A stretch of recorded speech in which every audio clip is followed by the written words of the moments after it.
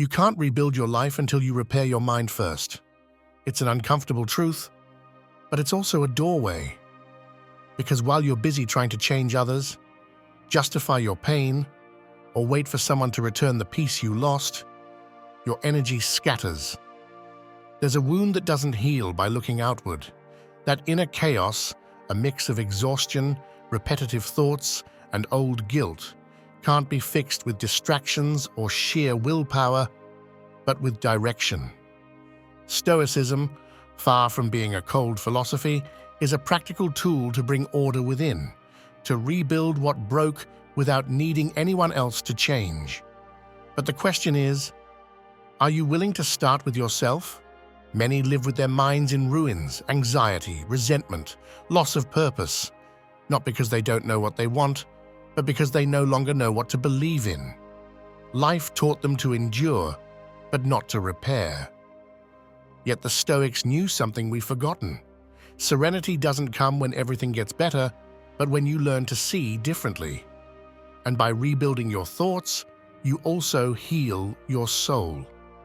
This video isn't just another talk about calm, it's a clear map of 7 rules that can bring you back clarity, strength, and peace, even if the world remains the same.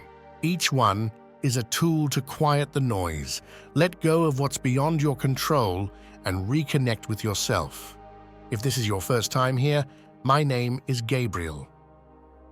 In this space, I share Stoic wisdom applied to real life for those who've lived long enough not to waste time on theory.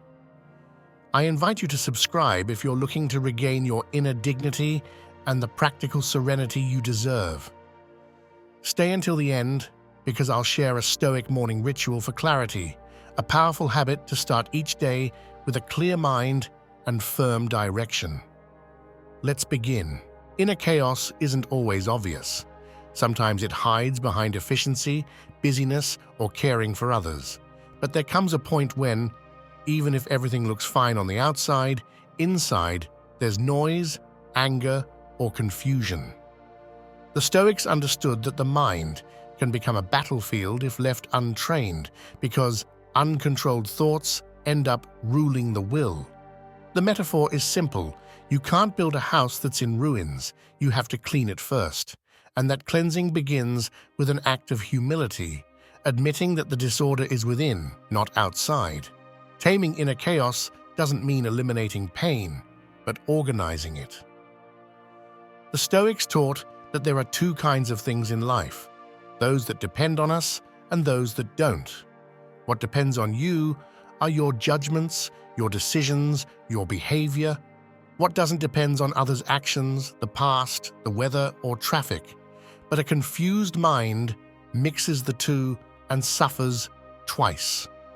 We've already seen that repairing the mind is the first step toward repairing life. And here comes the first rule. Clearly separate what you can control from what you can't. Every time you forget that, you become a hostage of circumstances. Marcus Aurelius put it simply, your mind adapts to any environment if it keeps its direction. That line holds deep wisdom. It's not about resignation, but about steering the mind like a captain adjusting the sails when the wind changes. If you cling to the wish that the wind will always blow your way, you'll end up frustrated. But if you learn to maneuver, the same wind becomes your ally. The practice is daily. When something disturbs you, ask yourself, does this depend on me? That one question, repeated honestly, can dissolve hours of unnecessary suffering. In everyday life, chaos shows up in small things. Checking what others are doing, worrying about how they see you, getting stuck in endless mental arguments. Taming it requires pause. Not speed, not rigid control, but conscious pause. The Stoics practiced thought stopping, seeing an emotion arise and observing it before acting. Not to suppress it, but to name it. When you name an emotion, it no longer owns you. When you observe a thought, it no longer drags you away. That's where true inner freedom begins. Some days, stopping the mind feels impossible. But mental disorder isn't the enemy. It's a signal. It shows you which part of yourself is asking for attention. If you feel anger, perhaps an expectation has been broken. If you feel sadness, maybe you haven't accepted a loss. Every emotion points to a wound. The Stoic's task isn't to deny the wound, but to look at it with clarity. That honest gaze, without drama, without self-deception, is already a form of healing. Like cleaning a window, little by little your vision clears and the world becomes understandable again. In the end, taming inner chaos is an act of responsibility and self-love. It means stopping the blame toward life or others for the state of your mind. It means deciding that serenity won't be a prize someone hands you, but a practice you build each day. This is the foundation on which all the other rules stand, because without inner order, no discipline, philosophy, or advice can hold. And precisely for that reason, in the next section, we'll talk about the discipline of the mind, the invisible force that keeps this entire process alive. Nothing can flourish in an undisciplined mind, not calm, not gratitude, not clarity. An undisciplined mind is like an unbridled horse. It runs, jumps, panics, and drags its rider along. Mental discipline, on the other hand, isn't about rigidity or forced control. It's about presence. Epictetus summed it up perfectly. It's not things themselves that disturb us, but the opinions we have about them. That phrase doesn't invite denial of what happens, but rather an examination of what you think each time something hurts. The mind needs training just like the body. If you don't exercise it, it weakens and gets carried away by every passing emotion. We've already seen that the first step is separating what depends on us from what doesn't. Mental discipline continues that path because without consistency, that clarity fades. It's not enough to understand it once. You have to practice it daily. The Stoics trained in thought vigilance, a constant observation not for self-punishment, but for gentle correction. Imagine your mind as a door. Each thought that enters is like a visitor. If you don't set a guard, anyone can come in, even those who bring destruction. Discipline means checking who enters and who doesn't, without fear, but with discernment. The undisciplined mind lives in reaction mode. It reacts to a message, a gesture, a memory. Everything becomes stimulus and automatic response. But the Stoic learns to place a space between what happens and what they decide. That space is power. That's where inner freedom is defined. The practice may seem simple, but it's profound. Before responding, breathe. Before judging, observe. Before assuming, ask. That small but conscious pause transforms the chain of impulse into a decision. And in that quiet decision begins the repair of the mind. I remember a teaching from Seneca that always struck me. He said that no one can be free if they are a slave to their anger or their desires. Discipline doesn't eliminate emotion. It tames it. It turns it into useful strength. Just as fire can destroy or provide warmth, disciplined emotion becomes fuel. A person who disciplines their mind doesn't stop feeling. They stop being dragged by what they feel. In practical terms, this means choosing when to speak and when to stay silent, when to let go and when to persist. It means having self-mastery even when everything around you seems out of control. Sometimes discipline is mistaken for coldness, but the true Stoic isn't emotionless. They've simply learned to direct their emotions. To be disciplined isn't to live without pleasure. It's to choose pleasures that don't destroy you. It's not to live without pain. It's to refuse to let pain steal your clarity. And this is trained in everyday life. When you wake up, when you work, when you interact. Every time you consciously choose your attitude, you're practicing the art of self-governance. That repetition builds character, and character is the muscle of the soul. A disciplined mind isn't built overnight, nor through motivational phrases. It's the result of hundreds of small, silent decisions that over time become strength. And it's on that ground that lasting serenity begins to grow. Because an ordered mind can withstand storms without breaking. A trained mind can stop a destructive thought before it turns into a word or an action.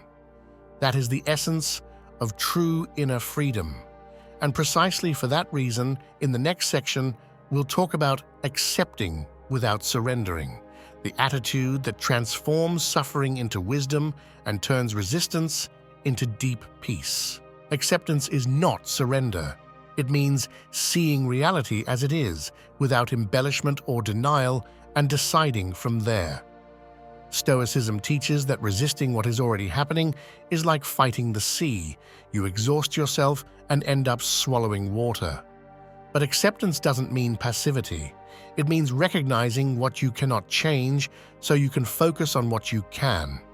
Many confuse resignation with acceptance because they believe that if they stop fighting, they lose. Yet true victory happens when the mind frees itself from the need to control the impossible. Acceptance is wisdom. Surrender is the abandonment of it. Throughout this talk, we've seen that taming inner chaos and disciplining the mind bring back clarity. The next step is applying that clarity to what hurts. Because it's not enough to understand calm in theory. You must sustain it when life doesn't go your way. Stoic acceptance is trained right there, in the middle of contradiction. Marcus Aurelius wrote, "The universe is change, life is opinion. What changes is beyond your control, but your interpretation is not. When you practice lucid acceptance, you stop asking, 'Why me?' and start asking, 'How can I use this?' The question changes the emotion, and the emotion changes your reality. It's realizing that every pain carries within it the seed of an equal or greater gift. Accepting without surrendering is essential when relationships hurt, when an adult child grows distant, when someone disrespects you, or when life feels unfair. You can't control their behavior, but you can control your response. Acceptance doesn't make you weak, it gives you strategy. It allows you to say, "This is how it is," without losing your dignity, and from there, act with serenity. Epictetus taught that peace begins when we stop demanding that the world be different, not because we don't care, but because we've learned to stand firm amid chaos. In practice, accepting without surrendering means observing without judging, feeling without dramatizing, and responding without rushing. For example, when someone wounds you with words, you can react from pride or respond from clarity. The difference doesn't lie in what others do, but in what you choose to preserve. Your calm. It's not about turning into stone, but into a root. The stone endures, but it doesn't grow. The root adapts, pushes through hard soil, and stays alive. That's how the Stoic acts, accepting the inevitable, but never ceasing to move forward. Acceptance also means stopping the fight with the past. You can't fix what already happened, but you can use it as a tool for greater wisdom.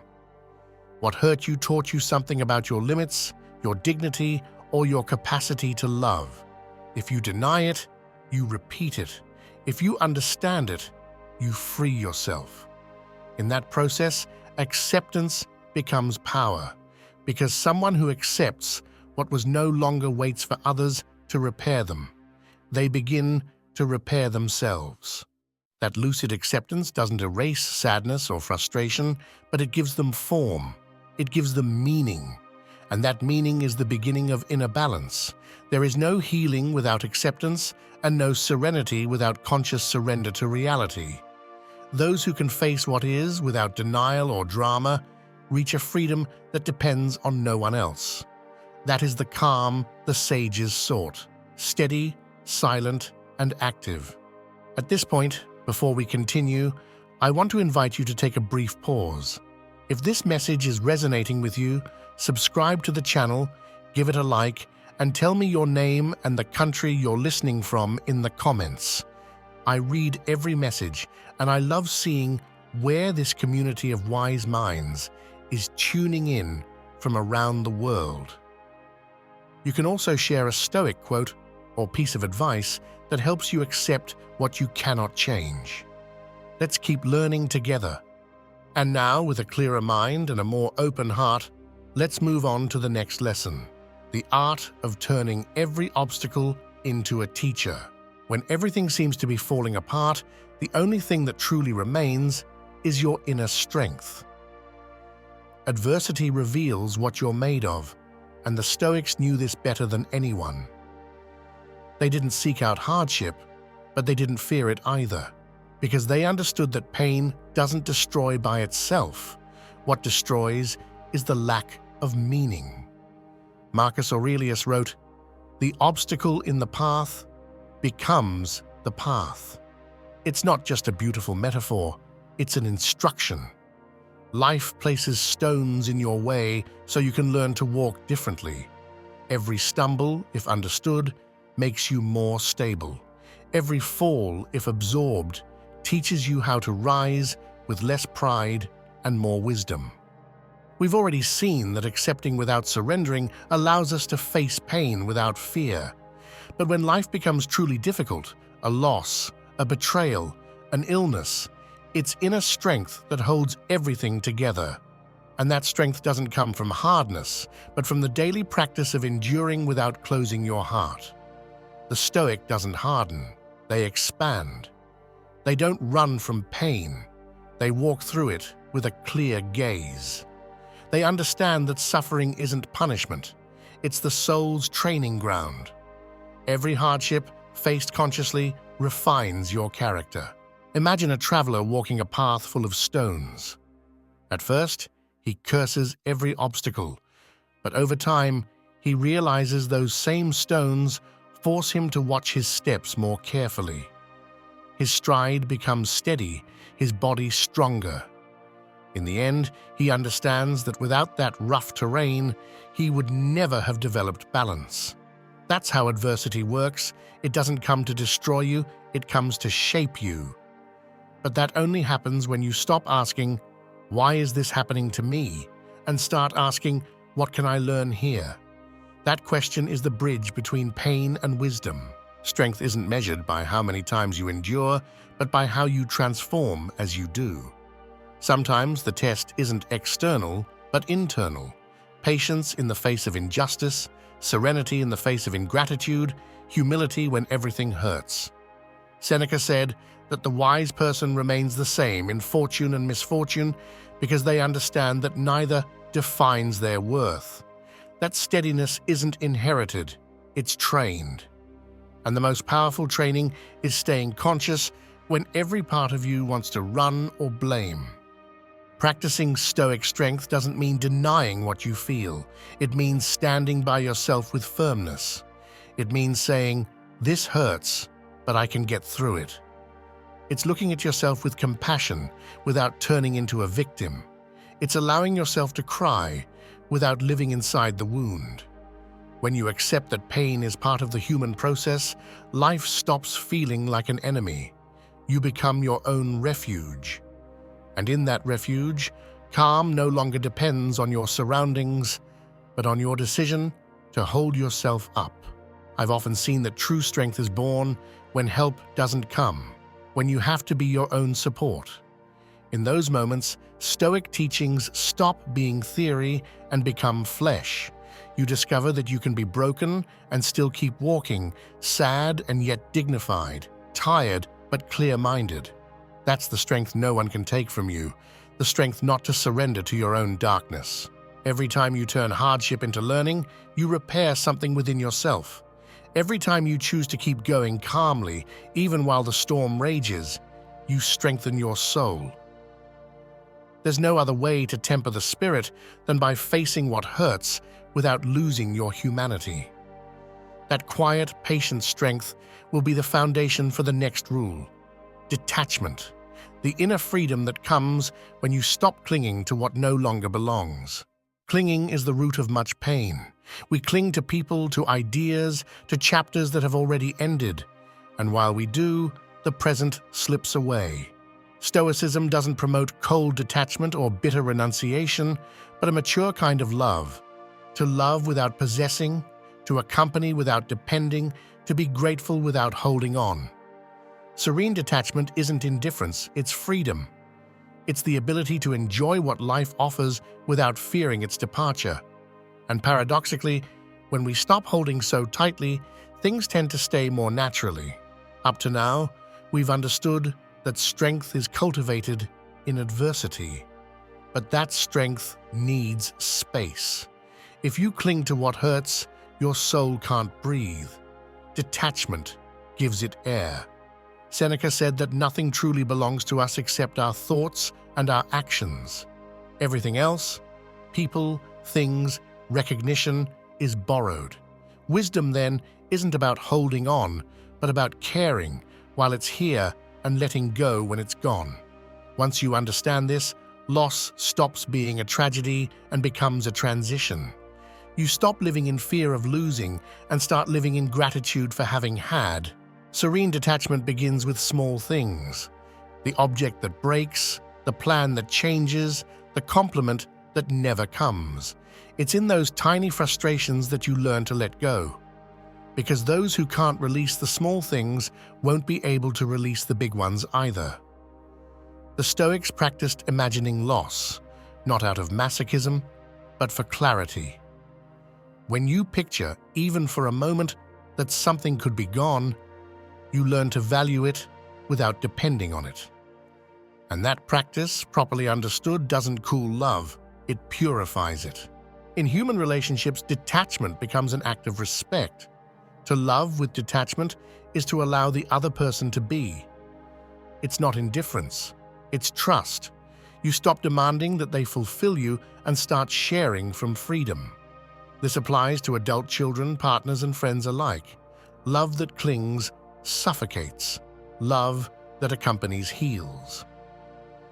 Often, the greatest act of love is allowing someone to walk their own path, even if that means stepping back. Because the most important bond you must nurture is the one you have with yourself.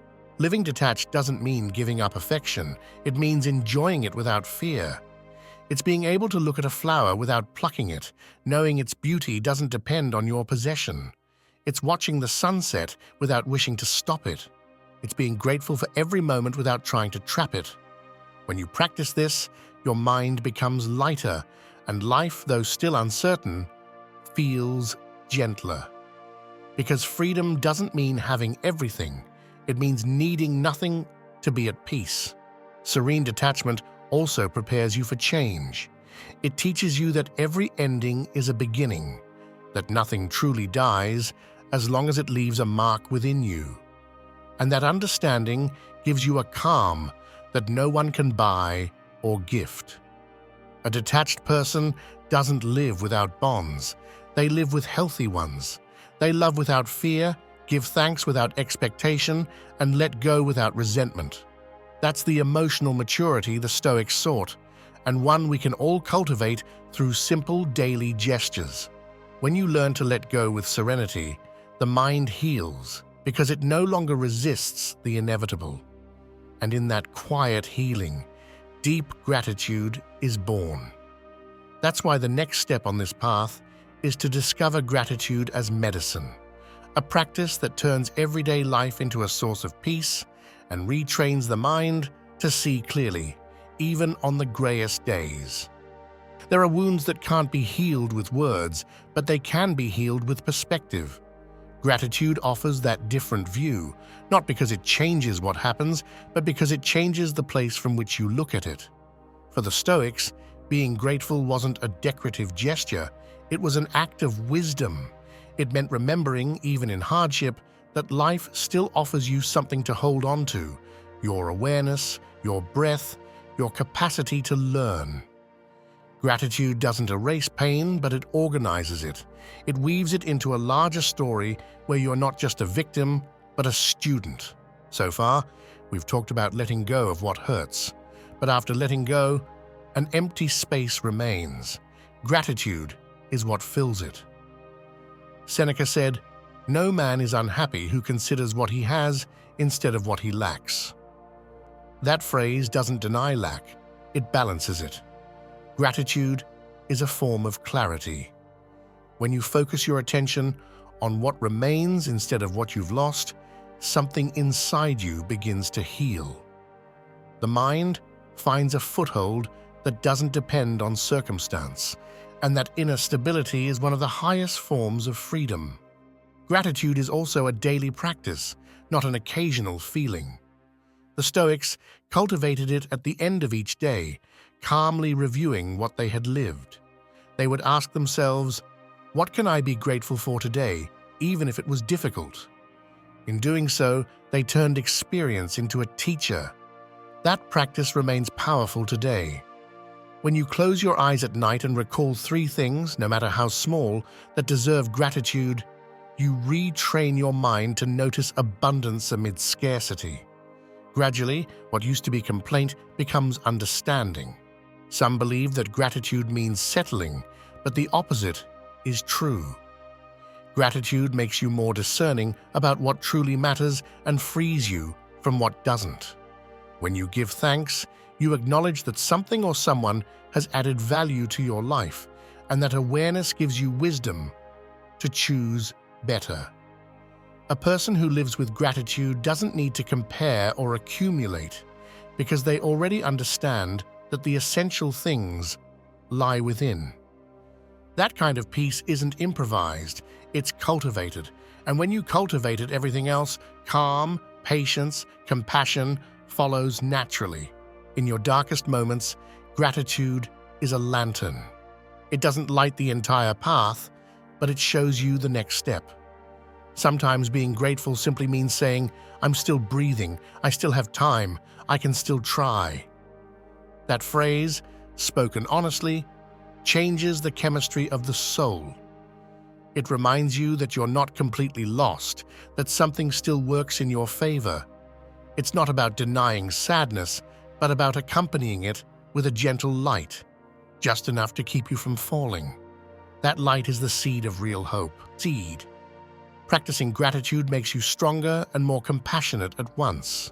It teaches you to look tenderly at what you once judged, and to see that even what hurts can have meaning. A grateful mind doesn't sink easily because it always finds something to rise for. And at the end of the day, that's what it means to repair the mind, to build within yourself a refuge you can return to, no matter what happens outside. With that inner refuge lit, life stops feeling uncertain and starts feeling guided.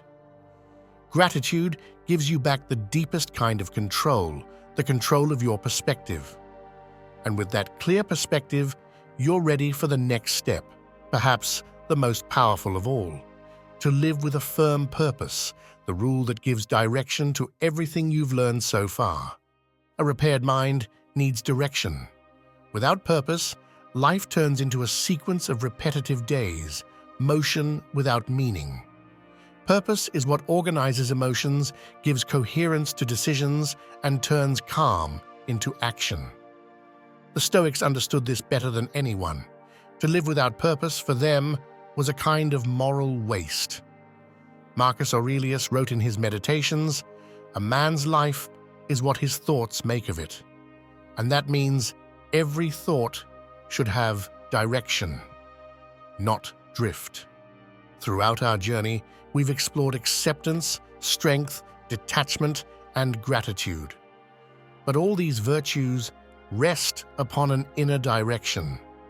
Purpose isn't an external goal or a checklist of achievements, it's a clear intention to live with coherence. It can be as simple as deciding to live calmly, to help with wisdom, or to protect your own dignity. What matters is that it's yours, not imposed by others. Stoicism invites you to ask yourself each morning, what kind of person do I want to be today? That question, asked sincerely and repeatedly, shapes your day, and over time, your destiny. Living with a steadfast purpose doesn't mean you never falter, it means you know how to return to your center when you do. It's having an inner lighthouse that may dim at times, but never disappears. In practice, this means examining your choices and your words to see whether they align with what you claim to value. If you say you seek peace, but feed pointless arguments, you've drifted. If you say you want freedom but depend on others' approval, you're in contradiction. Purpose is a compass. It doesn't judge you, it guides you. Many reach maturity with the feeling of having lived to meet others' expectations, but it's never too late to choose differently. A firm purpose doesn't require grand gestures, just consistency. It starts with small things: caring for your mind, honoring your limits, choosing your battles. Every action aligned with your purpose is a form of dignity. The Stoic doesn't seek external recognition, but inner respect. Because when you respect yourself, the world stops intimidating you. From that place, each step becomes calm, even on uncertain ground. We often think purpose is about doing, but it's more often about being someone who brings calm amid chaos, who doesn't get carried away by anger, who listens more than argues.